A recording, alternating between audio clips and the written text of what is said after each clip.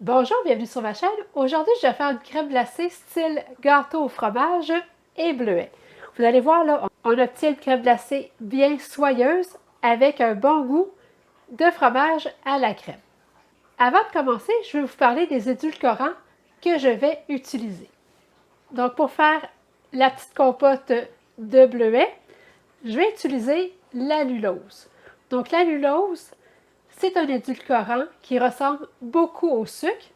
Donc, pour faire une confiture, l'allulose, c'est vraiment ce qui fonctionne le mieux parce que ça ne va pas cristalliser comme l'érythritol. Parce que l'érythritol, souvent, en refroidissant, va se cristalliser, que l'allulose, elle va se dissoudre là, complètement. Mais si vous n'avez pas d'allulose, c'est pas grave, vous pouvez toujours utiliser de l'érythritol en poudre. Donc ça ici, c'est une forme d'allulose qu'on peut acheter. Donc ça, c'est de l'allulose pure. J'ai acheté celle-ci, qui est de l'allulose mélangée avec du fruit du moine. Donc celui-là, là, je l'aime vraiment beaucoup parce que l'allulose, c'est pas très sucré, mais mélangé avec le fruit du moine, je trouve que c'est mieux balancé. Et puis c'est un très, très gros format. Donc oui, ça coûte cher à l'achat, mais c'est beaucoup plus économique qu'un petit sac d'allulose pure. Parce que voyez-vous, ça c'est un gros sac de 1,36 kg. Et puis je l'ai payé 45 $, mais ça revient à seulement 15 $ la livre. Qu'un petit sac comme ça de 397 grammes, ça va coûter 20 $. Donc ça revient à 21,50 $ la livre. Donc c'est beaucoup plus économique le gros sac d'allulose mélangé avec le fruit du moine. Mais malheureusement, l'allulose n'a toujours pas été approuvée par Santé Canada, donc on doit l'acheter aux États-Unis. Moi, je l'achète sur le site iHerbs. Je vais vous mettre le lien dans la description de la vidéo. Ensuite, dans la crème glacée, j'utilise toujours le xylitol. Le xylitol, ça permet vraiment d'obtenir une crème glacée bien soyeuse, donc elle ne deviendra pas trop dure. Parce que quand on fait de la crème glacée avec de l'érythritol, on obtient là, une crème glacée très très dure qui est très difficile à servir. Donc on doit penser à la sortir quelques minutes avant de pouvoir la manger. Mais faites attention, si vous avez des animaux, le xylitol c'est extrêmement toxique pour les animaux. Mais c'est la même chose, si vous n'avez pas de xylitol, vous pouvez tout simplement utiliser de l'érythritol en poudre. Si vous voulez en apprendre plus sur l'alimentation cétogène, allez visiter mon site ketosantéplus.com. Vous allez aussi y retrouver plus d'une centaine de recettes. Donc, je m'installe et je vous reviens dans quelques secondes.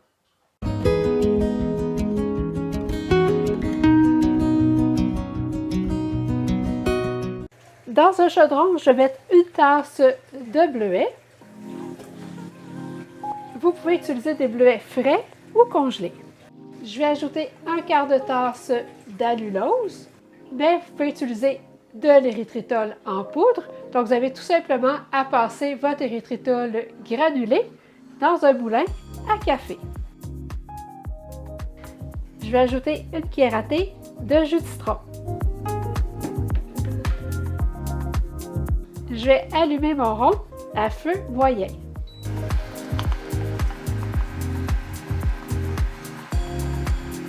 Je vais juste les écraser un peu avec ce qu'on utilise pour faire de la purée de pommes de terre, parce que c'est des gros bleuets. Donc, si vous avez des petits bleuets, vous n'avez pas besoin de faire ça.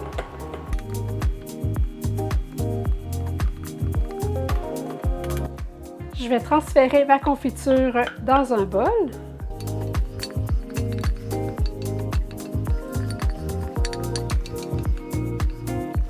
Et puis, je vais la laisser refroidir. Dans un bol, je vais mettre une tasse de fromage à la crème ramolli, donc un bloc de 250 grammes. Je vais ajouter un tiers de tasse de xylitol. Vous pouvez aussi utiliser de l'érythritol en poudre.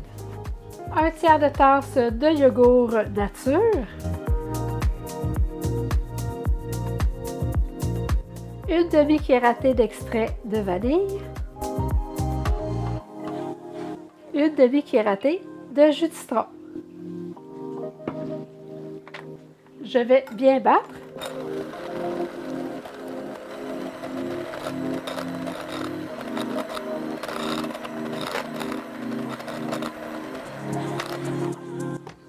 Donc, jusqu'à temps que le mélange soit bien lisse.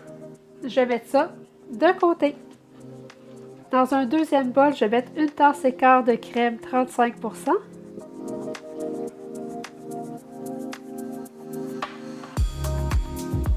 Et puis, je vais en faire de la crème fouettée.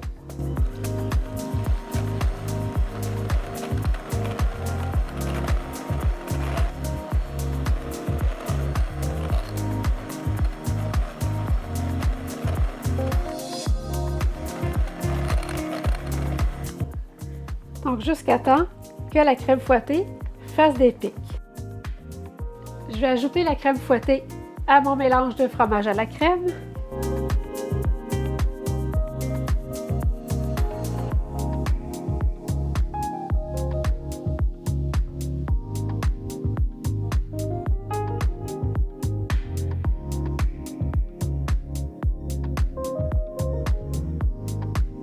Je vais verser la moitié du mélange dans un bol.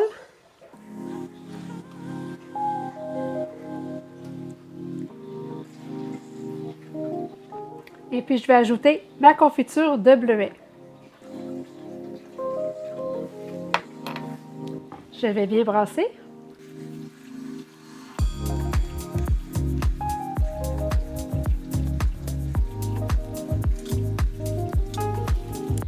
Dans un plat, je vais répartir mes deux mélanges.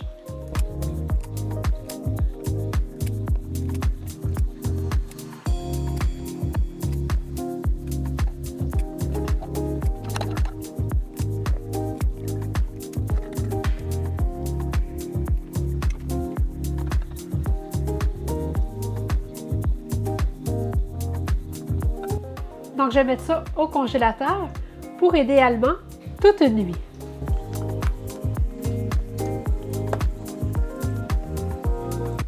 Donc, après toute une nuit au congélateur, je vous montre ce qu'on obtient. Donc, même si j'ai utilisé du xylitol, ma crème glacée est quand même là, très dure. Fait que là, ça fait au moins 15 minutes que je l'ai sortie du congélateur. Donc, elle n'est pas aussi souple. Normalement, quand on utilise le xylitol, on obtient une crème glacée bien souple, mais pour cette recette-là, le xylitol n'a pas changé grand-chose.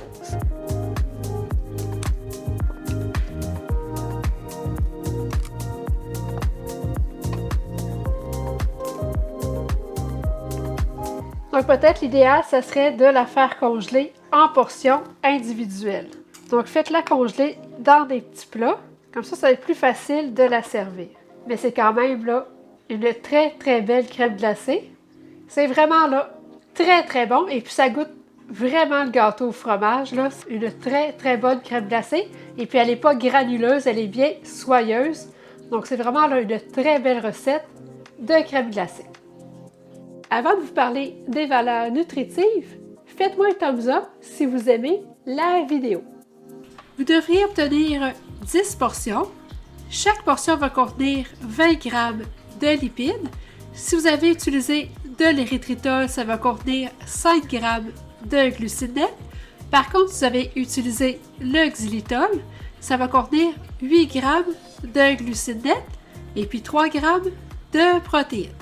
Donc, les glucides contenus dans l'érythritol, on les soustrait à 100% parce que l'érythritol ne fait pas sécréter d'insuline. Par contre, le xylitol fait sécréter un peu d'insuline, donc on va calculer 50% des glucides contenus dans le xylitol. Si vous voulez en savoir plus sur la façon de calculer les glucides, je vous mets le lien d'une vidéo juste ici en haut. N'hésitez pas à partager la vidéo et si vous n'êtes toujours pas abonné à ma chaîne, n'oubliez pas de le faire pour ne manquer aucune nouvelle recette. Merci et à bientôt!